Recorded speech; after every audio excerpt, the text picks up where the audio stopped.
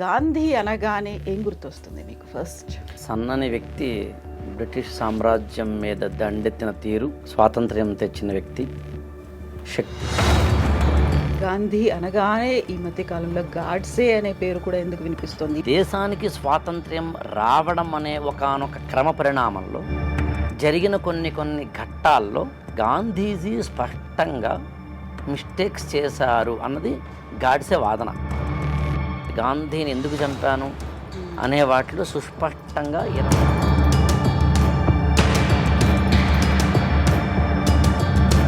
అదే ఇప్పుడు చాలా కన్విన్సింగ్గా అనిపిస్తోంది.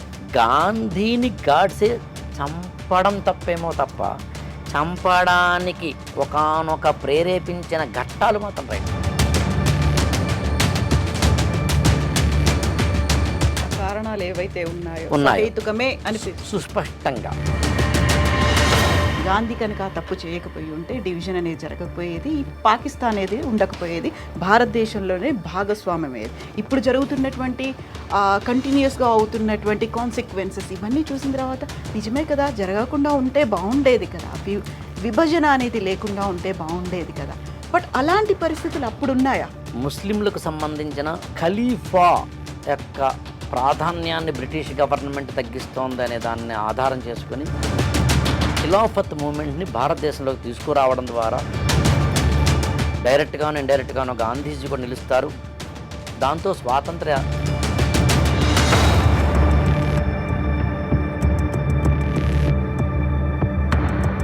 బట్ అది ఫెయిల్ అయింది. గాంధీకి పట్టు విడుపు తన సిద్ధాంతంలో లేకపోవడం ఇక్కడ జరిగిన నష్టం. నా దేశాన్ని చీల్చిన ఒక వ్యక్తిగా ఈయన నేను హత్య చేస్తున్నాను. సమానంగా హిందూ ముస్లింలకు సంబంధించిన సమ ప్రాధాన్యాన్ని ఇస్తూ వారందరినీ కూడా ఒక రక్షించాలి అనుకున్నప్పుడు నీ భేదం ఉండకూడదు. అందులో ప్రధానంగా అవన్నీ హిందూ వ్యతిరేకంగా కనిపిస్తాయి. అప్పుడు సత్యాగ్రహాన్ని అందించిన ఒక వ్యక్తి, ఒక హింస వద్దు అన్న ఒక వ్యక్తి హింసకే బలివ్వడం అనే ఒక చారిత్రక ఘట్టం. గాంధీజీ ఇదే సత్యాగ్రహాన్ని ఎక్కడ పట్టుకోవాలో తెలిసినట్టుగా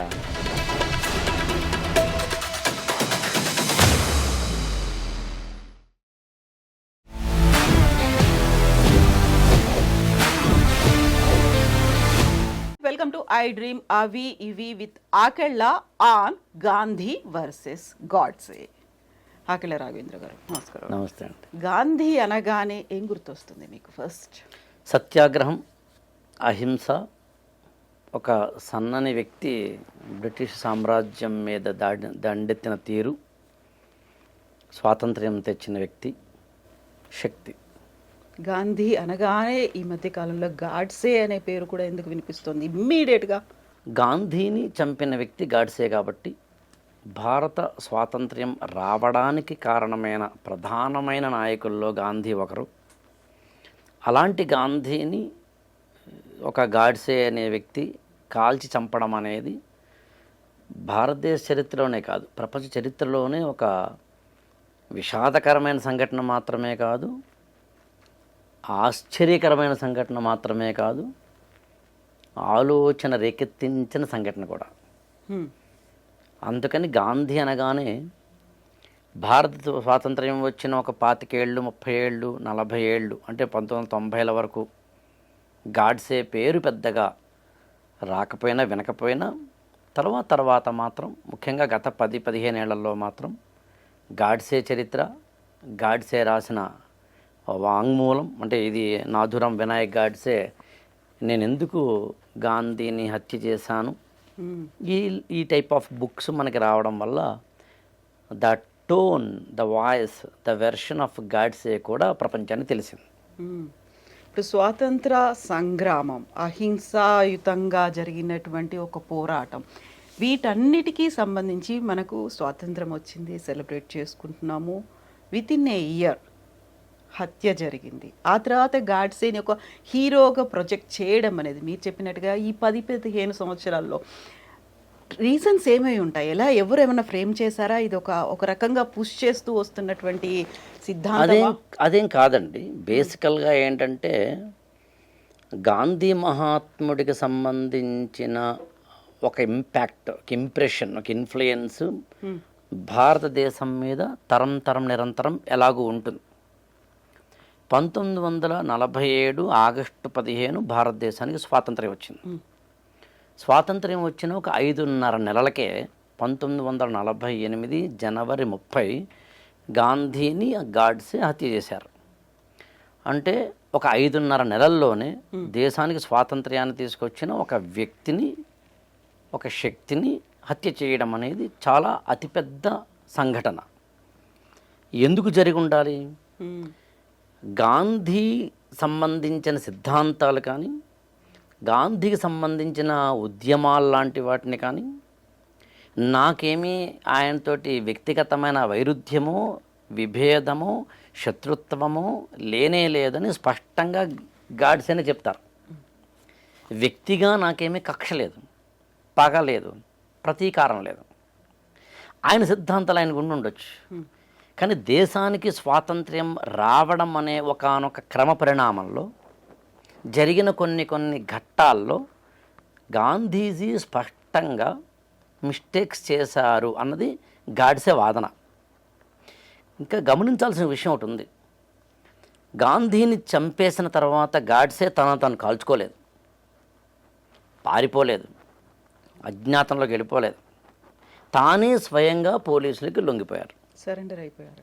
పైగా దాదాపుగా ఒక గాంధీ మరణించినప్పటి నుంచి ఒక 21 నెలలకి నాథురాం వినాయక్ గాడ్సేకి ఉరి శిక్ష వేయడం జరుగుతుంది. అంటే ఒక 2 years అనుకోండి, కాస్త అటు ఇటుగా. ఈ 2 ఏళ్లలో అనేక వాదనల్లో గాంధీని తాను ఎందుకు చంపాను అనేదాన్ని గాడ్సే సుస్పష్టంగా చెప్పడం జరుగుతుంది. సమర్థించుకున్నారు. ఖచ్చితంగా సమర్థించుకుంటాడుగా. తప్పు చేశాను, చంపడం తప్పే. ఒక వ్యక్తిని ఇంకొక వ్యక్తి చంపడం ఎప్పుడు తప్పే. ఒక వ్యక్తికి ఇంకొక వ్యక్తికి శిక్ష వేసే అర్హత ఎవ్వరికీ లేదు. చట్టాలు, కోర్టులు, న్యాయస్థానాలు, లేకపోతే కనుక పోలీసులు మనం ఏర్పరచుకున్న ఒకానొక అది ఏమంటామంటే కాన్స్టిట్యూషనల్ వే ఆఫ్ ఎగ్జిక్యూషన్ ఉంటుంది. మనిషి ఇంకొక మనిషిని తిట్టడం కానీ, విమర్శించడం కానీ, కొట్టడం కానీ, శిక్షించడం కానీ చేసే హక్కు లేదు. ఆ మాట మనం చెప్పడం కాదు, గాడ్సేనే చెప్తాడు స్వయంగా ఇందులో. నేనేమి గాంధీని చంపడం రైట్ అంటలేదు, తప్పే, కానీ చెయ్యక తప్పని తప్పు అంటాడు. అనివార్య పరిస్థితులు, అనివార్యం, చెయ్యక తప్పదు నాకు. అందుకని గాంధీని ఎందుకు చంపాననే దాన్ని గాడ్సే దాదాపు ఒక 160-170 పేరాల్లో చెప్తాడు. ముఖ్యంగా 26 పాయింట్లు చెప్తాడు గాంధీని ఎందుకు చంపాను అనే వాటిలో. సుస్పష్టంగా 26 పాయింట్లలో స్పష్టంగా A to Z ఎక్కడెక్కడ ఏ మిస్టేక్స్ గాంధీ చేశారనే దాన్ని బేస్ చేసుకుని చెప్తారు. ఇక్కడ గమనించాల్సిన విషయం ఒకటి ఏముందంటే 1947లో స్వాతంత్ర్యం వచ్చినప్పుడు దేశం విడిపోయింది. ఈ 2 nation theory, Pakistan and India అనే 2 దేశాల ఏర్పాటు అనేది ఒక అనివార్యమైన పరిస్థితి ఏర్పడింది. ఇది నిజానికి ఈ దేశ విభజన అనేది మామూలుగా ఇవాళ 77 సంవత్సరాల తర్వాత మనకి పెద్దగా పెయిన్ఫుల్గా అనిపించకపోవచ్చు. 77 సంవత్సరాల కిందట అంటే 1947లో అప్పటి భారతీయుల అఖండ భారతదేశం మనది. ఈ పక్కన బంగ్లాదేశ్ మనది, ఆ పక్కన పాకిస్తాన్ మనది, మధ్యలో ఇవాళ మనం అనుకుంటున్న ఏదైతే భారతదేశం ఉందో ఇవంతా మనదే. ఈ అఖండ భారతదేశంతో ముడిపడిన జీవితాలు అవి. ఇప్పుడు ఒక్కసారిగా దేశం విడిపోయింది అన్నప్పుడు కాందిశీకులుగా, శరణార్థులుగా అటు పాకిస్తాన్ నుంచి ఇండియాకో, అంటే ఇవాళ ఇండియాకో, ఇండియా నుంచి పాకిస్తాన్కో, ఇక్కడ వాళ్ళు అక్కడికో, అక్కడ వాళ్ళు ఇక్కడికో వెళ్ళిపోవాల్సిన పరిస్థితి. పైగా దేశ విభజన అనేది మామూలుగా అయితే ఒక జాతిపరమైన అంశము, ఇంకొక అంశం అయితే కనుక బ్రాడర్ సెన్సిటివిటీ ఉంటుంది. సోషియాలజీలో బ్రాడర్ సెన్సిటివిటీ. అలా కాకుండా మతము అనే ఒక కోణం మీద ఆధారపడి విడిపోయింది. అదే ప్రాతిపదికన మత ప్రాతిపదికన విడిపోవడం వల్ల వచ్చే ఇబ్బంది ఏముంటుందంటే చాలా సెన్సిటివిటీ ఎక్కువ ఉంటుంది. ఎప్పుడైతే సెన్సిటివిటీ ఎక్కువ ఉందో మత కల్లోలాలు జరిగినాయి, మత ఘర్షణలు జరిగినాయి, ఇక్కడ వారు అక్కడికి, అక్కడ వారు ఇక్కడికి వెళ్ళిపోవాల్సిన పరిస్థితి. అది బస్సుల్లో వెళ్ళిపోయిన వాళ్ళు ఉన్నారు, ట్రైన్స్లో వెళ్ళిపోయిన వాళ్ళు ఉన్నారు, బండ్లు కట్టుకుని వెళ్ళిపోయిన వాళ్ళు ఉన్నారు, మోసుకుంటూ వృద్ధుల్ని తీసుకెళ్ళిన వాళ్ళు ఉన్నారు. అయితే ఇడిసిపోతే నడిసి వెళతా అయ్యసారు అన్నట్టుగా మీరు వదిలేస్తే చాలు, బస్సులు వద్దు, బండ్లు వద్దు, వెళ్ళిపోతాము అన్నవాళ్ళు ఉన్నారు. 10 లక్షల మంది చనిపోయారు ఒక్క ఆ ఇన్సిడెంట్లో. కొన్ని నెలల గ్యాప్లో 2 కోట్ల మంది కనీసం డిస్ప్లేస్ అవ్వాల్సిన పరిస్థితి, అంటే నిర్వాసితులైపోయి తమ ఇళ్ళు, తమ గూడు, తమ ఆఫీసులు, తమ ఉపాధి, తమ పిల్లల చదువులు, తమ మతాలు, తమ మత గ్రంథాలు, తమ మత విశ్వాసాలు, మత స్థలాలు, ప్రార్థనా ఆలయాలు, అది మస్జిద్ కావచ్చు, అది గుడి కావచ్చు, వీటన్నిటిని విడిపోయిన ఒకనొక పరిస్థితిని 1947 ఆగస్టు 15 నుంచి మనం చూసినప్పుడు నిజంగా అయితే కళ్ళలో నీళ్ళు వస్తాయి. అందులో మెజారిటీ సంసిద్ధంగా లేరు, ఎప్పుడు ఉండే అవకాశం లేదు, ప్రజలు ఎప్పుడు కూడా సంసిద్ధంగా ఉండే అవకాశం లేదు. ఎందుకంటే బ్రాడర్ అవుట్లుక్లో చూసినప్పుడు ప్రజలకి ఇవన్నీ సంబంధం ఉండదు. అందుకే అమాయకులు, నిరక్షరాస్యులు, అక్కడ ఉన్న సామాన్య ప్రజలకి ఎప్పుడు ఇబ్బంది అవుతుంది. మీకు ఈ ఇన్సిడెంట్స్ మీద ఆధారపడి చాలా పుస్తకాలు కూడా వచ్చినాయి. మీకు ఖుష్వంత్ సింగ్ అని ఆయన ట్రైన్ టు పాకిస్తాన్ అని ఒక నావెల్ రాశారు. అలాగే రావి పార్ అని ఒక కథల సంపుటి ఉంది, హిందీలో వచ్చింది, తర్వాత ఇంగ్లీష్లోకి ట్రాన్స్లేట్ అయ్యింది. గుల్జార్ అని ఆయన రాశారు.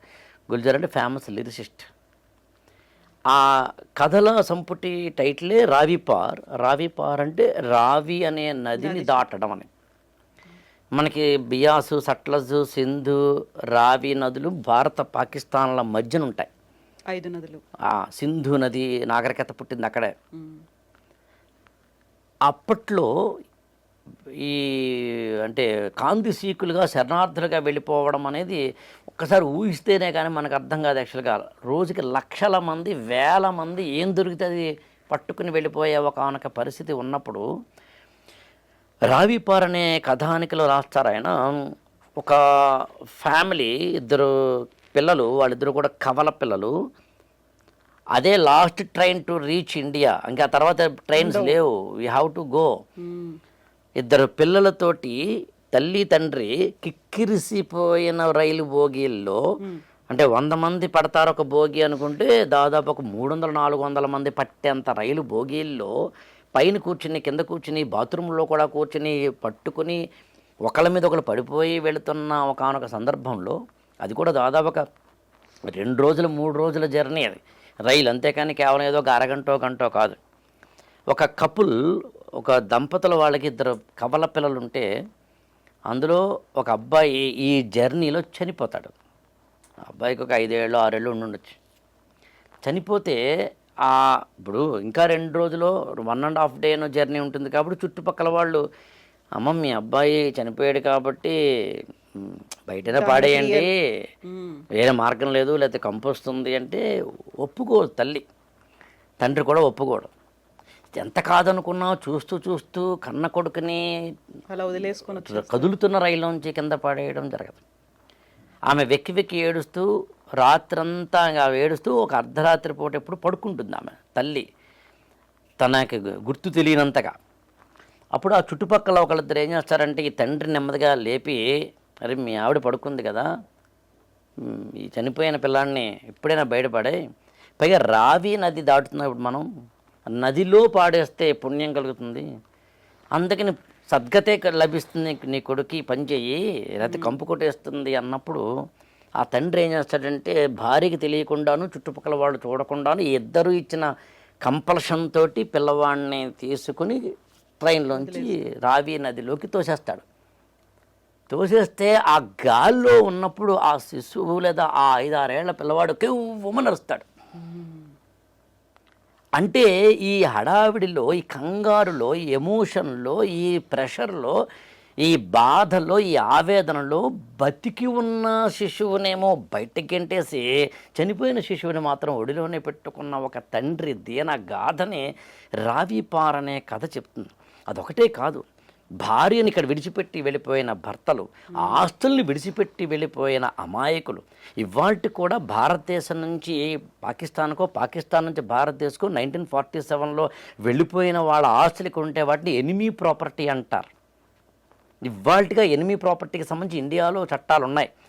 అలాంటి ఒకానొక విషాదకరమైన పరిస్థితుల్ని కళ్ళారా చూసిన వ్యక్తులు, యువకులు చాలామంది ఉంటే వాళ్ళలో ఒకరు నాథూరామ్ వినాయక్ గాడ్సే.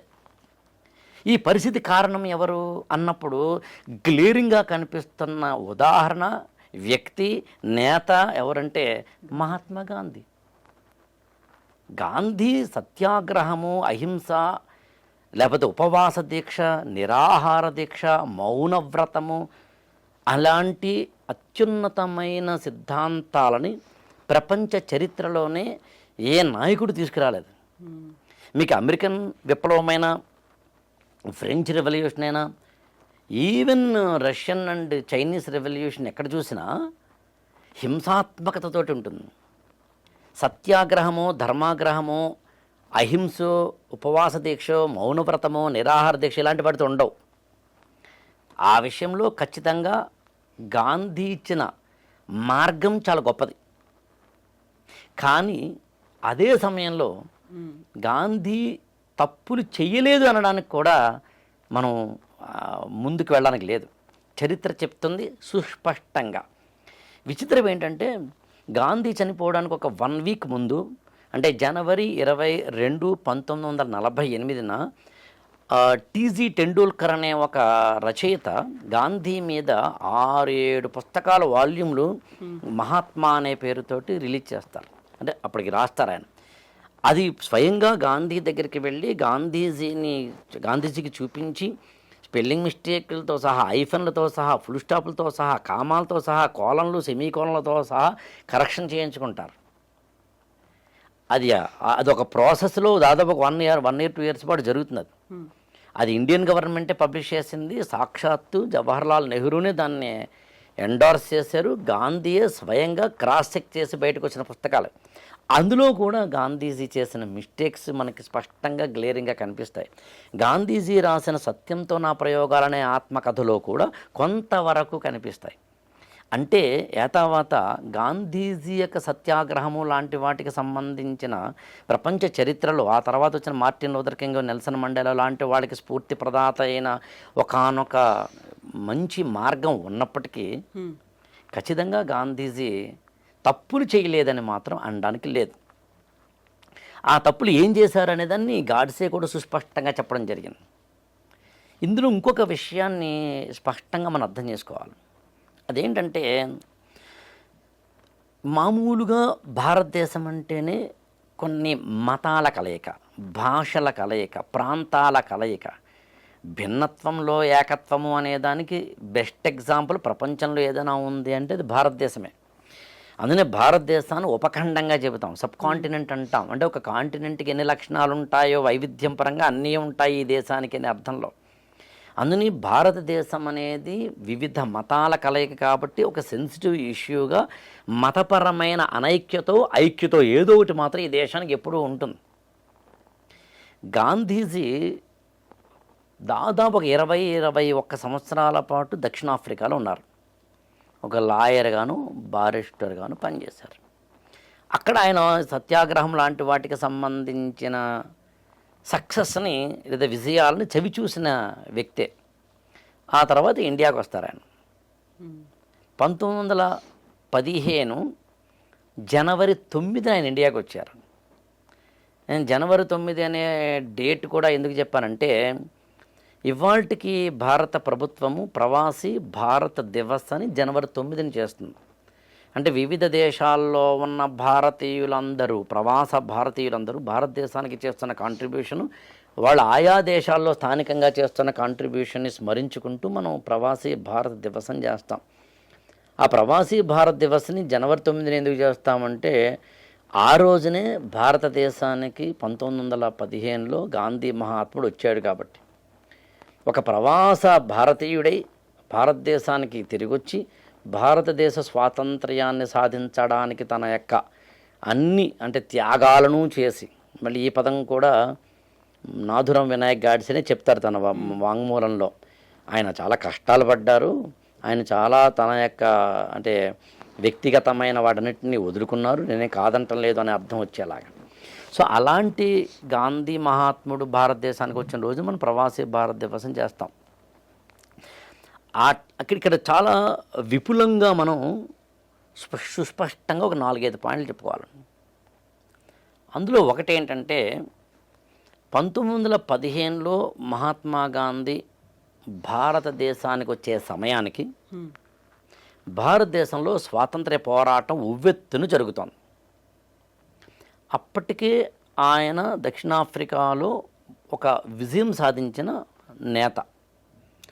అందుకని ఇండియా వచ్చిన తర్వాత భారత రాజకీయాల్లో స్వాతంత్ర ఉద్యమానికి సంబంధించి తన పాత్ర ఏమిటి, నేను ఏం చెయ్యాలి అనే కాంట్రిబ్యూషన్ ఏంటి అనే దాంట్లో గాంధీ మహాత్ముడు అనుకున్నప్పుడు గాంధీ సుస్పష్టంగా భారతదేశ రాజకీయాలలో అప్పటికి మనకి 3 లేయర్స్ ఉంటాయండి.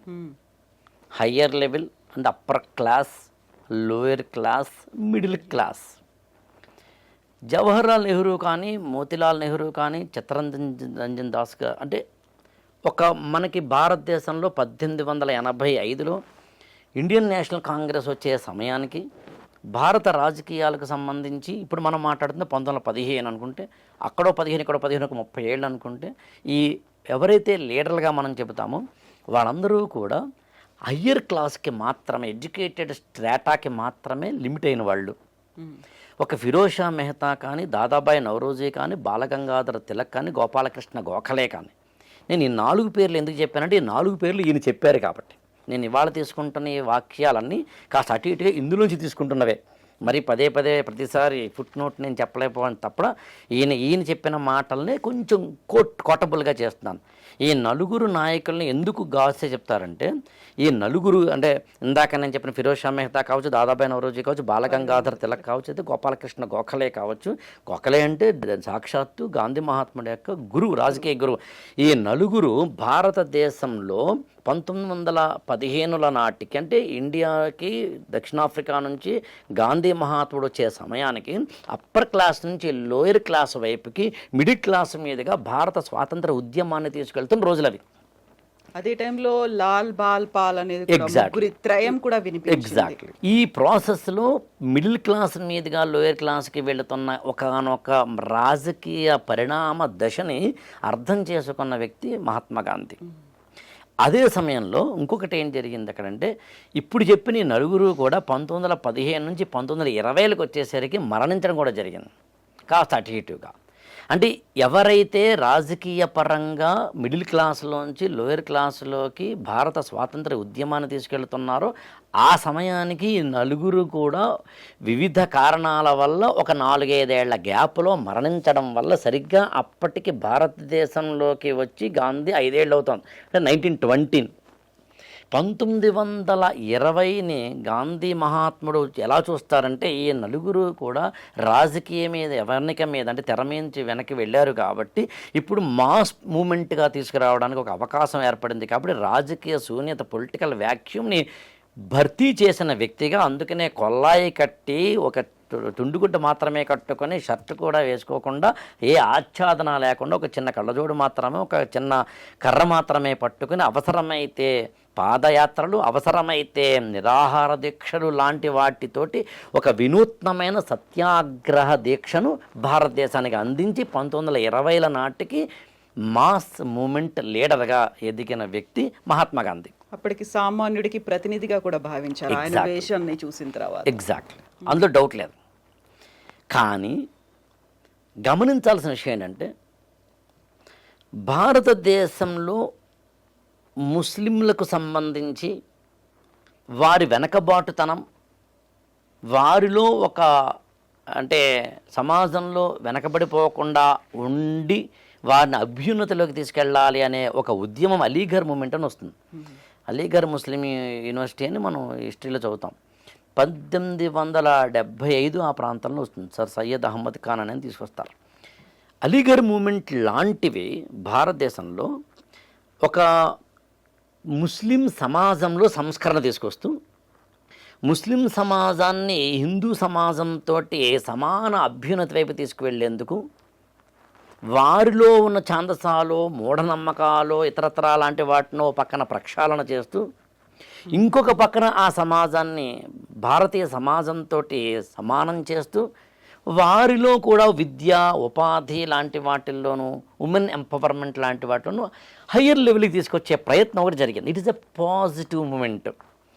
సరిగ్గా ఆ టైంలో హిందూ సమాజంలో ఉన్న అన్టచబిలిటీ కానీ, హిందూ సమాజంలో స్త్రీల పట్ల ఉన్న సతీ సహగమనము, బాల్య వివాహాలు లాంటి వాటిని, వితంతు పునర్వివాహ నిషేధం లాంటి వాటిని ఎదుర్కొంటూ ఈ సమాజంలో కూడా ఒకానొక సంస్కరణవాదాన్ని తీసుకురావడం అనేది కల్చరల్ రెనైజెన్స్ అంటాం మనం.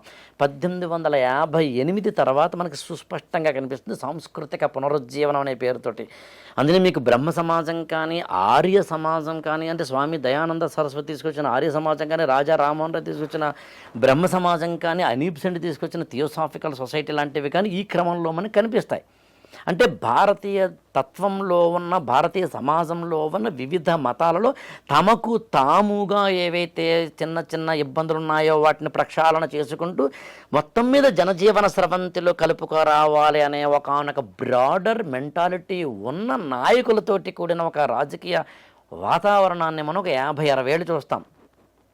కానీ 1905లో బెంగాల్ విభజన అని జరిగింది. వందే మాతర మూమెంట్ అంటాం మనం. బెంగాల్ విభజనని సుస్పష్టంగా హిందూ ముస్లిం అనైక్యతను తీసుకురావడానికే, ఈ ఇద్దరి మధ్యన ఒక చీలికను తీసుకురావడానికే బ్రిటిష్ గవర్నమెంట్ తీసుకొచ్చింది లార్డ్ కర్జన్ ద్వారా. అసలు బ్రిటిష్ వాళ్ళ యొక్క ప్రధానమైన వెపన్ ఏంటి అని అడిగితే డివైడ్ అండ్ రూల్. ఈ విభజించు పాలించు అనే తత్వంలో ఖచ్చితంగా బ్రిటిష్ వారు ప్రతిసారి భారతీయ సమాజాన్ని విడగొట్టడానికి ప్రయత్నిస్తారు. అలాంటి ఇప్పుడు మనం మాట్లాడుతున్న కాంటెక్స్ట్లో ఈ ఇద్దరి సమాజాల మధ్య, అంటే హిందూ ముస్లింల సమాజాల మధ్య ఒక చీలికను తీసుకురావడానికి the glaring example, glaring incident ఏంటి అంటే 1905 బెంగాల్ విభజన. అది చాలా అంతకుముందు యాక్చువల్గా హిందూ సమాజము, ముస్లిం సమాజము కలిసికట్టుగా మనకి 1857 స్వాతంత్ర తిరుగుబాటులో కూడా మనం చూస్తాం, అంటే సిపాయిల తిరుగుబాటులో చూస్తాం. అంతెందుకు అష్ఫాకుల్లా ఖాన్ లాంటి ముస్లింలు, అంటే ముస్లిం యువకులు భారత స్వాతంత్ర సంగ్రామంలో పార్టిసిపేట్ చేయడాన్ని మనం చూస్తాం తర్వాత కానీ ముందు కానీ. బట్ ఓవరాల్గా 1905లో జరిగిన ఇది చాలా కీలకమైన. అందులో మీకు 1906లో ఆల్ ఇండియా ముస్లిం లీగ్ అని వస్తుంది. ఆల్ ఇండియా ముస్లిం లీగ్ అనేది ప్రధానంగా, అంతకుముందు అలీగర్ మూమెంట్కి ముస్లిం లీగ్కి ఉన్న తేడా ఏంటంటే మన సమాజంలో ఉన్న లోపాలను సవరించుకుంటూ ఇతర సమాజాలతోటి మనం కలిసి ఇతర సమాజాలు మనల్ని కనుక తక్కువ చేస్తుంటే ఆ పాజిటివ్ డిస్క్రిమినేషన్ అర్థం చేసుకుంటూ అప్లిఫ్ట్మెంట్ ఆఫ్ ద కమ్యూనిటీ అనేది ఎజెండా. అది కొంతకాలం అయ్యేసరికి మనకి ఆల్ ఇండియా ముస్లిం లీగ్ లాంటి వాటిలో ఎంత కాదనుకున్నా మనకి అనిపించేది ఏంటి అంటే ఒక రిలీజియస్ ఫెనటిజం, అంటే ఒక మత ఛాందసవాదంలోకి వెళ్ళడము అనేది జరుగుతుంది. అది ఫ్రంట్ ఎండ్లోకి వస్తుంది. 1906 ఆ ప్రాంతంలో ఆల్ ఇండియా ముస్లిం లీగ్ వస్తుంది. మనకి అలీ బ్రదర్స్, ఆ తర్వాత మహమ్మద్ అలీ జిన్నా ప్రధానంగా దాన్ని ముందుకు తీసుకెళ్ళిన వ్యక్తులుగా మనం చూస్తాం. సరిగ్గా ఇదే సమయంలో 1909లో మింటో మోర్లే రిఫార్మ్స్ అని వస్తాయండి. చాలా సింపుల్గా చెప్పాలంటే భారతదేశంలో రాజ్యాంగపరమైన, రాజకీయపరమైన సంస్కరణలు తీసుకురావడంలో భాగంగా బ్రిటిష్ గవర్నమెంట్ ఏం చేస్తుంది అంటే సెపరేట్ ఎలక్టరేట్ అని ఒక పదం వాడతారు అక్కడ. సెపరేట్ ఎలక్టరేట్ అంటే అర్థం ఏంటంటే ముస్లిం ఓటర్లు తమ ముస్లిం రాజ్య ప్రతినిధిని పార్లమెంటుకో లేకపోతే కనుక అసెంబ్లీకో పంపించడం. అది నిజానికి సమాజాన్ని మొక్కలు చేయడం. అది 1909లో జరుగుతుంది. తర్వాత 1916లో హిందూ మహాసభ అని వస్తుంది. మదన్ మోహన్ మాలవీయ ప్రారంభిస్తారు. యాక్చువల్గా నాథురాం వినాయక్ గాడ్సే ఆ హిందూ మహాసభ ఆర్ఎస్ఎస్ కార్యకర్త. ఆయన అందరూ చాలా సుస్పష్టంగా ఇందులో చెప్తాడు, నేను కొంతకాలం ఆర్ఎస్ఎస్లో పనిచేసి హిందూ మహాసభలో పనిచేసిన వ్యక్తిని అని. అంటే 1915-20 నాటికి భారతదేశంలో హిందూ ముస్లిం యూనిటీ అనేది దెబ్బతింది. ఇది గమనించిన నేత గాంధీ. ఇప్పుడు గాంధీ ముందున్న ఆప్షన్ ఏంటంటే అతిపెద్ద సవాల్ కూడా ఏంటంటే నేను పోరాడాల్సింది బ్రిటిష్ వాళ్ళ మీద. బ్రిటిష్ వారి మీద నేను పోరాడాలి అంటే నా దేశంలో ఉన్న అందరూ నాతో కలిసి రావాలి. అన్ని కులాలు కలిసి రావాలి, అన్ని భాషలు కలిసి రావాలి, అన్ని మతాలు కలిసి రావాలి, అన్ని సంఘాలు కలిసి రావాలి, అన్ని ప్రాంతాలు కలిసి రావాలి, అన్ని వర్గాలు, వయోవర్గాలు, స్త్రీ పురుష భేదాలు అన్నీ అందరూ కలిసి రావాలి. కలిసి రావాలి అంటే నేను ముస్లింలను నా వైపు అట్రాక్ట్ చేయాలి. హిందూ ముస్లింల చీలికలతోటి ఈ దేశాన్ని విభజించి పాలించాలనుకుంటున్న బ్రిటిష్ వారికి నేను సమాధానం చెప్పాలి అంటే నేను కూడా ముస్లింలను చేరదీసుకోవాలి. చేరదీయాలి అంటే వారికి నేను ఎక్కువ బహుమానాలు ఇవ్వాలి. ఈ తప్పు కాదు. కానీ గాంధీ చేసిన అతిపెద్ద మిస్టేక్ ఏంటంటే వీరికి ఇవ్వకుండా వీరికి ఇవ్వడం తప్పు. ఎలా ఇస్తారు? 2, ఇవ్వడం కూడా ప్రభుత్వమైన నాయకులైన తాయిలాలని ఎంతవరకు ఇవ్వాలి, ఎంతవరకు ఇవ్వకూడదు విచక్షణ ఏంటి అని తెలుసుకోవాలి. ప్రతి ఒక్క వ్యక్తికి అతనికి ఏ అడ్వాంటేజ్ ఉంటుందో అదే డిసడ్వాంటేజ్ అవుతుంది. ఎవరికైనా అంతే. ఏ వ్యక్తికైనా, ఏ నాయకుడికైనా, ఏ సంఘానికైనా మీకు ఏది డిసడ్వాంటేజ్ చెప్పండి అది అడ్వాంటేజ్ అవుతుంది, ఏది అడ్వాంటేజ్ చెప్పండి అది డిసడ్వాంటేజ్ అవుతుంది. గాంధీకి బ్రిటిషు వారిని ఎదుర్కోవడానికి నేను ముస్లింలను చేరదీసినప్పుడు వారు నాతోటి కలిసి వస్తే అప్పుడు నేను హిందూ సమాజం ఎలాగూ నాతో ఉంటుంది, అప్పుడు ఇద్దరినీ కలిసి తీసుకువెళ్ళవచ్చు అనే ఒకనొక ఆలోచన. నిజంగా చెప్తున్నానండి, ఈ పుస్తకంలో గాడ్సే ఈ పాయింట్ని ఎంత లాజికల్గా, రేషనల్గా, ఎగ్జంప్లిఫరీగా ఇన్స్టెన్సెస్ తోటి చెప్తారో, ఇన్సిడెంట్స్తో చెప్తే ఆశ్చర్యపోతాం. అదే ఇప్పుడు చాలా కన్విన్సింగ్గా అనిపిస్తోంది. ఎగ్జాక్ట్లీ. కన్విన్సింగ్ అనే పదం కూడా నేను వాడిన. కన్విన్సింగ్ అనేది కూడా ఎక్కడో కిట్టుబాటే కాదు, ఇట్స్ రైట్. గాంధీని గాడ్సే చంపడం తప్పేమో తప్ప చంపడానికి ఒకానొక ప్రేరేపించిన ఘట్టాలు మాత్రం రైట్. ఆ కారణాలు ఏవైతే ఉన్నాయో సుస్పష్టంగా. అందుకని 1920లలోంచి చూస్తే గాంధీ మహాత్ముడు ఒక విధంగా ఈ హిందూ సమాజాన్ని, ముస్లిం సమాజాన్ని సమానంగా ముందుకు తీసుకువెళ్ళాలి అనే ఒకానొక ఆలోచన కాకుండా ఎవరైతే డిప్రెస్డ్గా ఉన్నారో వారిని ముందు తీసుకురావాలనే ఒకానొక ఆలోచన చేయడం వల్ల ఒక స్టేజ్కి వచ్చేసరికి అది ఈ పక్కనేమో ముస్లిం సమాజాన్ని తాను పూర్తిగా ఆకర్షించలేకపోయారు. ఎట్ ద సేమ్ టైం హిందూ సమాజానికి, ముస్లిం సమాజానికి మధ్యన డివిజన్, చీలిక పెరిగిందే తప్ప తగ్గలేదు. గాంధీకి ఆ మొండి పట్టుదల ఒక తప్పు చేసిన తర్వాత దాని నుంచి వెంటనే మళ్ళీ కరెక్షన్ చేసుకోవడం కాకుండా మళ్ళీ తప్పు చేయడము అనేది ఇంకొకసారి ఏదో చేయడం అనేది జరిగింది. ఎంత బాగా చెప్తారంటే గాంధీ గురించి ఇక్కడ కొన్ని ఉదాహరణలుగా చెప్తే 26 పాయింట్లు ఇందామని మాట అన్నాను నేను. 26 ఘట్టాల్లో గాంధీజీ చేసిన మిస్టేక్స్ని చెప్తారంటే ఊహించండి. యాక్చువల్గా అందులో కొంచెం హిందుత్వవాదంగా మనకు అనిపించవచ్చు, కానీ కొన్నిట్లో మాత్రం ఖచ్చితంగా అంటే ఇవన్నీ ఎలా ఉంటాయంటే ఆనాటి ఎప్పుడూ కూడా టెక్స్ట్ అండ్ కాంటెక్స్ట్ అనే పదం వాడతాం. ఒక ఇన్సిడెంట్కి కాంటెక్స్ట్ ఏంటనే పదం వాడతాం. ఆ కాంటెక్స్ట్లో చూసినప్పుడు గాంధీజీ కూడా రైట్ అనిపిస్తుంది మనకి.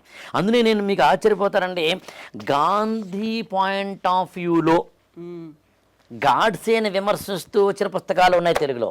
అంటే ఇంగ్లీష్లో వచ్చినవి తెలుగులో అనుకోండి, translations what I want to convey. Godse point of వ్యూలో గాంధీని విమర్శిస్తూ వచ్చిన పుస్తకాలు ఉన్నాయి. అంటే ఎవరి వెర్షన్ వాళ్ళది. కానీ నేను ఈ ఎపిసోడ్లో మాత్రం సమన్వయంగా ఇద్దరిది తప్పు కాదు, లేదా ఇద్దరిది తప్పే, పరిస్థితులను అర్థం చేసుకుంటూ ఎక్కడ ఏం మిస్టేక్ జరిగిందో చూసి రాబోయే తరాలకి ఆ మిస్టేక్ ఇవాళ నాయకులు చేయకూడదని చెప్పే ప్రయత్నం యాక్చువల్గా ఈ ఎపిసోడ్ ఉద్దేశం. రాకిళ్ళ గారు, గాడ్సే హత్య చేశారు గాంధీని.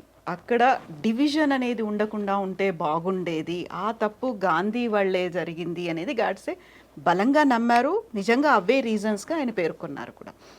ఒకవేళ ఆ డివిజన్ గాంధీ కనుక ఆ తప్పు చేయకపోయి ఉంటే డివిజన్ అనేది జరగకపోయేది, ఈ పాకిస్తాన్ అనేది ఉండకపోయేది, భారతదేశంలోనే భాగస్వామ్యం అయ్యేది. ఇప్పుడు జరుగుతున్నటువంటి కంటిన్యూస్గా అవుతున్నటువంటి కాన్సిక్వెన్సెస్ ఇవన్నీ చూసిన తర్వాత నిజమే కదా, జరగకుండా ఉంటే బాగుండేది కదా, విభజన అనేది లేకుండా ఉంటే బాగుండేది కదా. బట్ అలాంటి పరిస్థితులు అప్పుడున్నాయా? ఆ, ఇక్కడ సరిగ్గా ఇదే ఇక్కడ ఏంటంటే మామూలుగా ఇలాంటి వాటిని పులి మీద స్వారీ అని పదం వాడతారు. దిగలేవు, ముందుకి వెళ్ళలేవు, ముందుకి నడపలేవు, అలా అని చెప్పి పులినేమీ పట్టుకోలేవు. పులి మీద కూర్చున్నావు, స్వారీ చేయక తప్పదు. వెళ్తే ఎవరిని భక్షిస్తుంది తెలీదు, దిగితే నిన్ను భక్షిస్తుంది.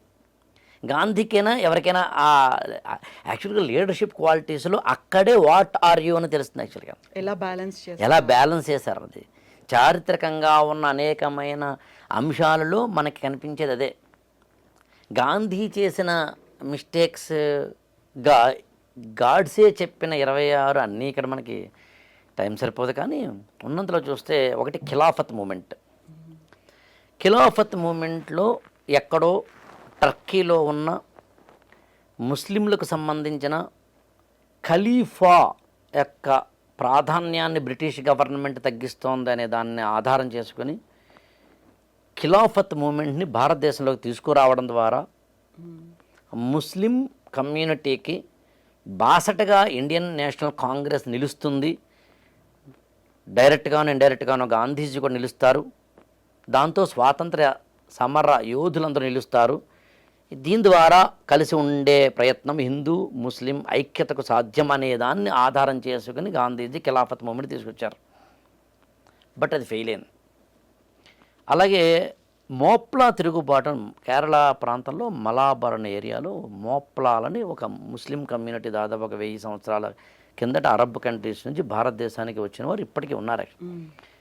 వారు స్థానికంగా ఉన్న హిందువుల మీద దాడులు చేయడం లాంటివి చేసినప్పుడు గాంధీజీ ఏ స్టాండ్ తీసుకోవాలి అంటే బాధితుల స్టాండ్ తీసుకోలేదు. అలాగే ఆర్య సమాజం మీద దాడి చేయడం జరిగింది గాంధీజీ. ఆర్య సమాజం అనేది భారతదేశంలో సుస్పష్టంగా గో బ్యాక్ టు వేదాస్ అని స్వామి దయానంద సరస్వతి అనే ఆయన ఇచ్చిన ఒక స్లోగన్ తోటి భారతీయ సనాతన ధర్మాన్ని ప్రాణవాయువుగాను ఆత్మగాను కలిగి ఉన్న ఒక అత్యద్భుతమైన ఏమంటామంటే సంస్థ. ఎట్ ది సేమ్ టైం సంస్కరణలు కూడా తీసుకొచ్చి సత్యార్థ ప్రకాశిక అని మంచి బుక్. అలాంటి ఆయన రాస్తారు, స్వామి దయానంద సరస్వతి రాస్తారు. అలాంటి ఒకానొక సంస్థ మీద అది హిందూ తత్వంలోకి వెళుతోందన్న ఉద్దేశంతో దాని మీద నిషేధమో దాడో చేయాలని ప్రయత్నించడం గాంధీజీ చేసిన ఒకటి. ఇవన్నీ గాడ్సే చెప్పిన తప్పుల గురించి ఇక్కడ మనం జడ్జింగ్ చేయట్లేదు, కానీ గాడ్సే చూసిన కళ్ళల్లోంచి ఉన్న తప్పులు యాక్చువల్గా. అలాగే మీకు వందే మాతరము అనే దాన్ని కూడా నిషేధించాలి అని, అంటే అన్ని చోట్ల కాదు, భారత జాతీయ కాంగ్రెస్ మీటింగ్లోను వాటిలోనూ వందే మాతరం పాడాల్సిన అవసరం లేదు అనే ఒకనొక అంశాన్ని వాదనని కూడా గాంధీజీ తీసుకురావడం జరుగుతుంది. ఇంకా ఏంటంటే సింధు రాష్ట్రం అని ముంబైకి పైన గుజరాత్ పైన ఉంటుంది, దాన్ని విడగొట్టడము విభజించడము అనే దాన్ని కూడా మద్దతు ఇచ్చిన వ్యక్తిగా మనకి గాంధీజీ కనిపిస్తారు. ఇంకా అత్యంత దారుణమైన విషయం అంటే హిందీ హిందుస్థానీ అని 2 భాషలు కనిపిస్తాయి మీకు. నార్త్ ఇండియాలో ఇటు మరాఠీ కానీ గుజరాతీ కానీ రాజస్థానీ కానీ బిహారీ అంటే కాశ్మీరీ కానీ హర్యానీ కానీ బిహారీ కానీ ఇటు ఒరియా కానీ బెంగాలీ కానీ నార్త్ ఇండియాలో లాంగ్వేజ్ ఉంటాయి. సంస్కృతము ప్రాకృతము పాళీ పైశాచి మాగధి అర్ధమాగధి శౌరసేని ఇట్లాంటి భాషలు ఉంటాయి. ఈ భాషల్లో ఉర్దూ మనకి తెలుసును, హిందీ కూడా తెలుసును. ఉత్తర భారతదేశంలో ఎక్కువగా హిందీ భాషలు ఉంటారు. మధ్యయుగాల్లో అంటే 13-14 శతాబ్దాల ఆ ప్రాంతాల్లో ఈ ఉర్దూ అనేది ఒక ప్రధాన భాషగా అప్పుడు కనిపిస్తుంది. ఒకప్పుడు ఉర్దూ ఉంది. ఉర్దూ అనగానే మనకు గుర్తొచ్చేది ముస్లిం లేక భాషగా చూస్తాం. హిందీ అనేది సాధారణంగా హిందువుల భాషగా చూస్తాం. ఈ చిన్న లాజిక్ మనకు అర్థమైతే హిందీని కాదని జాతీయ భాషగానో అధికార భాషగానో ఇంకే ఉన్నతమైన భాషగానో హిందుస్థానీ అనే భాషను తీసుకురావాలి అని వాదించిన వ్యక్తిగా మనకి గాంధీజీ కనిపిస్తారు. దానివల్ల వచ్చే నష్టం ఏంటి అన్నప్పుడు ఒకటేమో హిందీకి సంబంధించినప్పటికే ఏ హిందీతో అయితే అనుబంధం కలిగిన వారు ఉన్నారో అదొకటి. అంతకన్నా ఇంపార్టెంట్ పాయింట్ ఏంటంటే హిందుస్థానీ అనేది నిజానికి ఉర్దూయే. దాన్ని కొంచెం సొఫిస్టికేట్గా మారితే హిందుస్థానీ అవుతుంది. అంటే హిందుస్థానీ అనే ఒక భాషని జాతీయ భాషగానో అధికార భాషగానో ఉన్నతమైన భాషగానో తీసుకురావాలని గాంధీజీ ఇచ్చిన వాదనలోంచి ఏం జరుగుతుందంటే అటు తిరిగి ఇటు తిరిగి ఉర్దూ ద్వారా ముస్లింలకు మళ్ళీ పెద్దపీట వేయడము లాంటివి జరుగుతాయి. ఇట్లా మీకు ఖిలాఫత్ మూమెంట్ కానీ, మోప్లా తిరుగుబాటు కానీ, ఆర్య సమాజం మీద కానీ, వందే మాతరం మీద కానీ, లేకపోతే కనుక అనేకమైన సందర్భాలు ఇందాక నుంచి మనం చూస్తున్న హిందీ, సింధు ఇలాంటి వాటిల్లో గాంధీ మహాత్ముడు దాదాపుగా ఒక 26 సందర్భాల్లో 1920 నుంచి 1948 ఈయన హత్య చేసేంత వరకు ఉన్న వాటిల్లో ఇవిగో ఇన్ని తప్పులు చేశాడు కాబట్టి, ఈ దేశం విడిపోవడానికి కారకుడయ్యాడు కాబట్టి, ఈ దేశానికి సంబంధించిన హిందూ ముస్లిం ఐక్యత సాధించే దిశగా కాకుండా విభజించి పాలించు అనే ఒక పావును ఎలాగైతే బ్రిటిష్ వారు వాడారో ఆ పావులో ఈయన కూడా చిక్కుకుని ఈ దేశాన్ని విడగొట్టాడు కాబట్టి, అఖండ భారతదేశాన్ని నేను ప్రేమిస్తున్నాను కాబట్టి నా దేశాన్ని చీల్చిన ఒక వ్యక్తిగా ఈయన నేను హత్య చేస్తున్నాను అన్నది గాడ్సే యొక్క వాదన. ఇక్కడ ఇంకొక విషయాన్ని కూడా చెప్పాలి మనం. అదేంటంటే క్షణిక ఆవేశంలో చేసింది కాదు గాడ్సే, ఉద్రేకంలో చేసి ఉండొచ్చు, ఆవేశంలో చేసి ఉండొచ్చు. 1947లో స్వాతంత్ర్యం వచ్చిన తర్వాత 1948 జనవరి ఆ ప్రాంతానికి భారతదేశంలో ఇందాక మనం బిగినింగ్ ఆఫ్ దిస్ ఎపిసోడ్ చెప్పుకున్నట్టుగా అనేకమైన మత ఘర్షణలో ఇతర ఘర్షణలో జరగడం అనేది ఎప్పుడైతే జరిగిందో ఆ ప్రాసెస్లో ఖచ్చితంగా ఒక్క మాటలో చెప్పాలి అంటే ఒక ఇంతకన్నా రక్తపాతం ఉండదా అనేంత రక్తపాతం జరిగింది. మరో పక్కన కాశ్మీర్ ఇష్యూలో పాకిస్తాన్ మన మీదకి యుద్ధాన్ని ప్రకటించింది, యుద్ధంకి వచ్చేసింది. పాకిస్తాన్ పుట్టిన 3 నెలలకే జరిగింది, అది ఎప్పుడో కూడా కాదు. 1947 అక్టోబర్లో స్టార్ట్ అవుతుంది యుద్ధం కాస్త అటు ఇటుగా. ఇప్పుడు పాకిస్తాన్ అంతకుముందు మన సోదర దేశం అయితే అయి ఉండొచ్చు, ఇప్పుడు ఆల్రెడీ విడిపోయిన దేశం, పక్కలో బలిలా అప్పుడే మన మీద యుద్ధాన్ని ప్రకటించిన దేశం.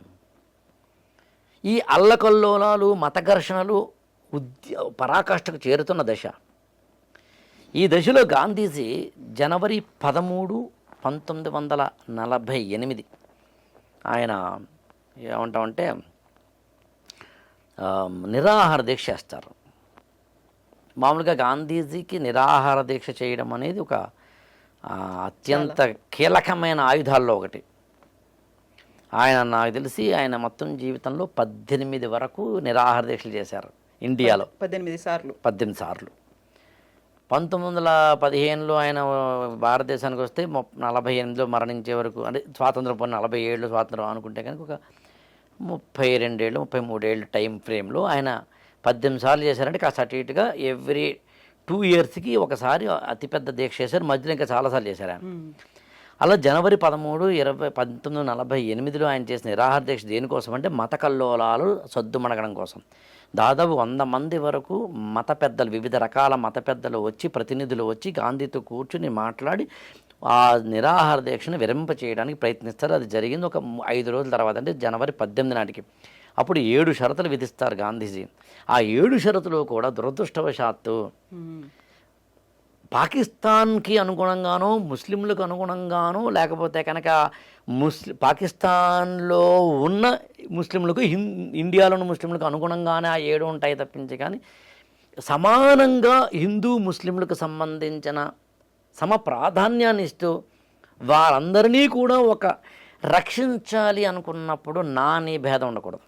అందులో ప్రధానంగా అవన్నీ హిందూ వ్యతిరేకంగా కనిపిస్తాయి. అప్పుడు ఖచ్చితంగా కనిపిస్తాయి. అందులో ఆ 7 షరతులు కూడా అనేసరికి నాథురామ్ వినాయక్ గాడ్సే కానీ, నారాయణ దత్తాత్రేయ ఆప్టే లాంటి వారికి కానీ, వీర సావర్కర్ కానీ, గోపాల్ గాడ్సే అంటే నాథురామ్ వినాయక్ గాడ్సే తమ్ముడికి కానీ, డాక్టర్ పర్చూరి లాంటి వాళ్ళకి కానీ, ఒక 9 నుంచి 12 మంది యువకులకి అది ఖచ్చితంగా రక్తాన్ని మరిగించేలాగా, నరాలని ఆవేశంలోకి పొంగుకొచ్చేలాగా, ఒక తీవ్రమైన ఆవేశానికి తీసుకెళ్లేలాగా చేయడం అనేది అత్యంత సహజమైన కార్యకారణ సంబంధంలోంచి వచ్చిన కాజ్ అండ్ ఎఫెక్ట్లోంచి వచ్చినదే అది.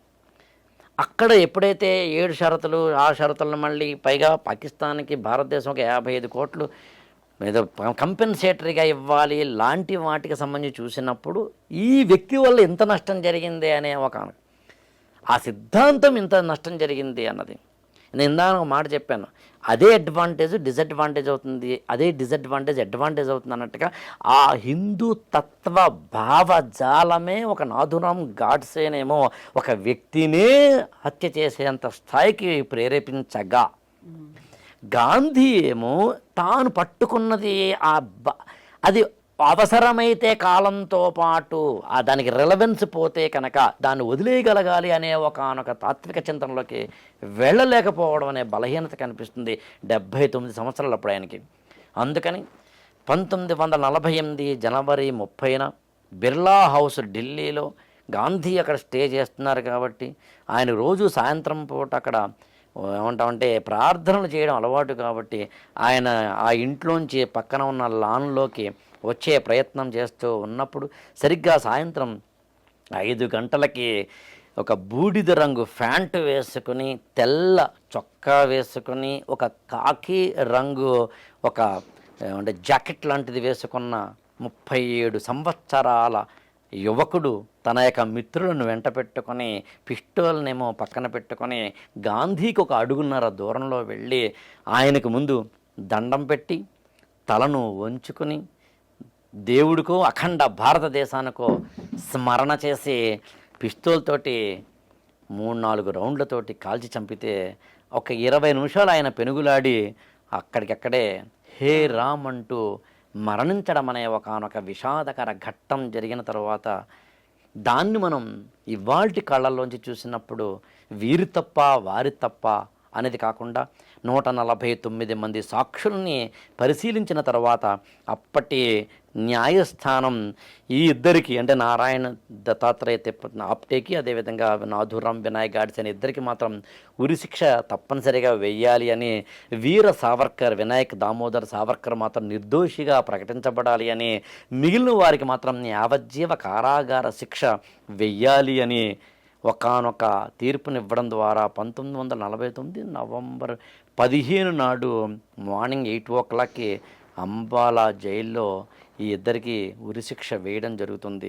ఉరిశిక్ష వేసినప్పుడు కూడా కళ్ళల్లో నిర్మలత్వమే, గుండెల్లో ధైర్యతత్వమే, చేతిలోనేమో అఖండ భారత పటము అంటే అఖండ భారతదేశము అనే దానికి సంబంధించిన ప్రేరేపించిన పటము, అదేవిధంగా భగవద్గీత ఓ చేతిలోనూ, కాషాయ జెండా ఓ చేతిలోనూ వెళ్ళి ఉరికంబం ఎక్కి భగత్ సింగ్ లాంటి వారిలో చెప్తారు యాక్చువల్గా ఆ ఉరి తాడుని ముద్దు పెట్టుకున్నంతగా ఆవేశపడ్డాడు అంటారు.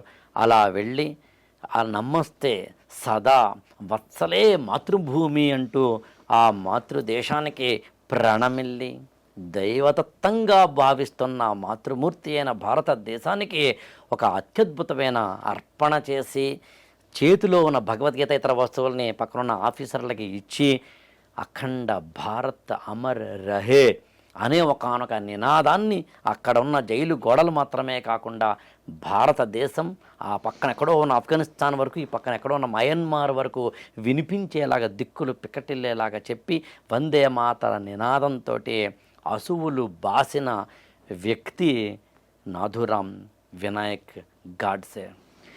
ఒక సత్యాగ్రహాన్ని అందించిన ఒక వ్యక్తి, ఒక హింస వద్దు అన్న ఒక వ్యక్తి హింసకే బలివ్వడం అనే ఒక చారిత్రక ఘట్టం. నా నా నా హిందూ బంధువులు అనే ఒకనొక కోణంలో ఇంతకన్నా నాకు మరొక తీర్పు లేదేమో, ఏ న్యాయస్థానాల్లోనూ నేను ఇంతకన్నా తీర్పు పొందలేనేమో, ఈ వ్యక్తి ఇంకా ఉంటే ఈ దేశం ఇంకేమైపోతుందన్న భయమో, ఒకనొక తీవ్రమైన ఆవేశమో ఏదో నడిపించిన ఇతరేతర శక్తులు నడిపించిన అన్నట్టుగా నడిచి వెళ్ళిన, అంటే ఇతరేతర అంటే ఎవరో వ్యక్తులు కాదు నా ఉద్దేశం, భావజాలం అని చెప్పడం, వెళ్ళిన నాథురామ్ వినాయక్ గాడ్సే ఒకరు ఈ పక్కన కనిపిస్తారు, ఒకరు ఆ పక్కన కనిపిస్తారు. ఆయనే స్వయంగా రాసిన ఈ పుస్తకం చదివితేనేమో ఆయన కళ్ళల్లోంచి చూడొచ్చు, ఆయనని హిందుత్వ కళల్లోంచి చూసినప్పుడేమో ఇలా కనిపిస్తే, ఆయన మరొక కళల్లోంచి చూస్తే ఇలా కనిపిస్తే, ఏది ఏమైనా ఒకనొక చారిత్రక విషాద ఘట్టాన్ని మనం మాత్రం భారతదేశం చవి చూసింది అని మనకి అర్థమవుతుంది అనేది ఇక్కడ పాయింట్. ఇలాంటి ఘట్టాలని ఎందుకు మనం చదువుకోవాలి అన్నప్పుడు ఇతిహాసపు చీకటి కోణపు అట్టడుగు కనిపించని కథలన్నీ కావాలిప్పుడు, దాచేస్తే దాగని సత్యం అంటాడు శ్రీశ్రీ.